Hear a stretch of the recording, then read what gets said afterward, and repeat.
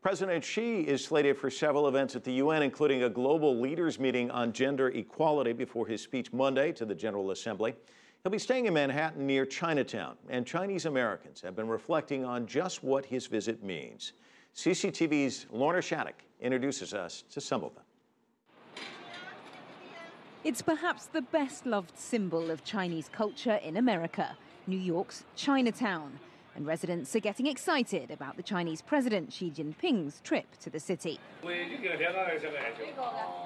Peter Chin moved to New York almost 50 years ago. While dining, he and his friends tell me the timing of this visit to the US is important.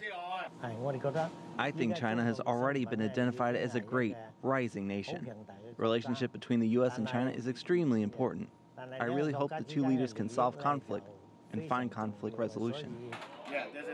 Another resident association director, Lai Yan, remembers past VIP visits by former Chinese leaders, Wen Jiabao and Hu Jintao.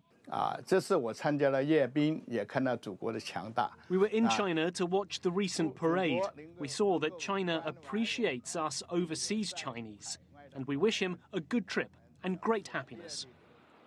Xi Jinping may not quite be planning a personal visit here to Chinatown in New York City, but nonetheless, Chinese American community leaders here say his very presence in the city and indeed in America shows just how much China's status has risen here over the last few years.